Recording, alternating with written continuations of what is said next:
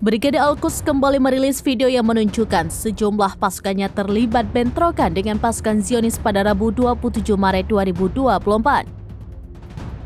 Dalam video tampak Brigade Al-Quds membombardir tank dan kendaraan IDF yang ada di kompleks Rumah Sakit Al-Shifa di Gaza.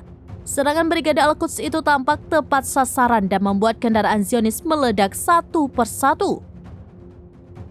Tank yang tengah beroperasi pun turut diledakkan dan membakar tentara yang ada di dalamnya.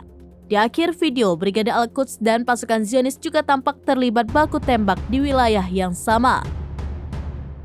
Serangan Brigade Al-Quds ini menyusul serangan mematikan yang dilancarkan Brigade Al-Qassam, sayap militer Hamas, ke IDF di lokasi sekitar kompleks medis tersebut pada Sabtu pekan lalu.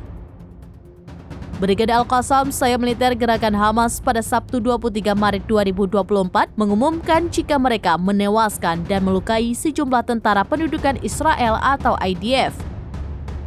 Dalam sebuah pernyataan di saluran media sosial mereka, Brigade Al-Qassam menyebut para tentara IDF itu merupakan pasukan penyerbu kompleks medis Rumah Sakit Al-Shifa.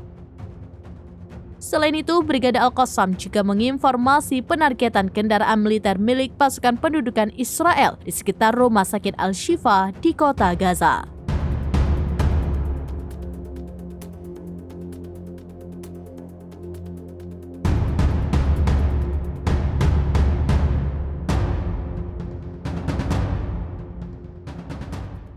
Download Tribun X sekarang, menghadirkan lokal menjadi Indonesia.